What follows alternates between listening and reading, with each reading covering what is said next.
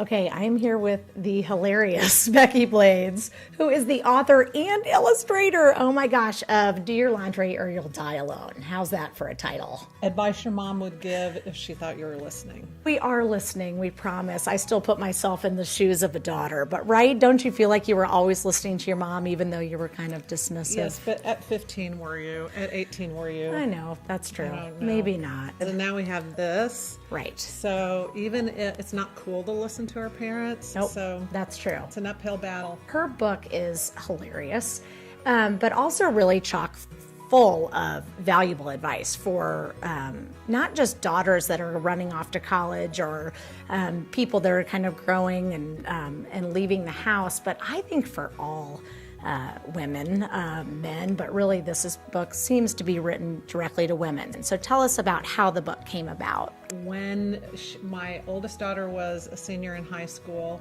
it occurred to me that she would TikTok be leaving in just about a year. And I looked around at her behavior and the wardrobe in her room, and I realized this is not, my work is not done here. She wasn't listening when I said this, or did I even say this?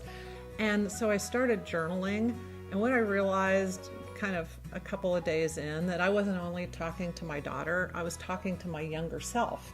I was trying to catalog all that important information that we need to auto-repeat in our heads, because that's what motherly advice is. It's the stuff that we want to stay in their heads, even though we're not. Her title is Do Your Laundry or You'll Die Alone, so it can be, you said the word snarky, but it's very positive advice. It is, do this, but this is why, and I think as a mom, you have to remember that, you're giving advice, but there's a reason for it, and if you can explain what's positive about it, it really resonates, I think, with a child. Is that what you had in mind, or? Yeah, I would like it to kind of feel like nagging, but also feel like a hug. If we just want to be loved by our kids and adored and be their friends, we might sugarcoat some things, but sometimes we just have to say it straight. If you are stinky and messy, no one will love you. And that scares me to death as your mom. We want them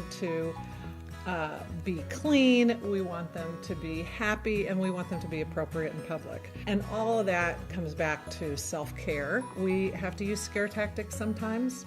We gotta first get their attention, and then we'll say the warm, fuzzy stuff.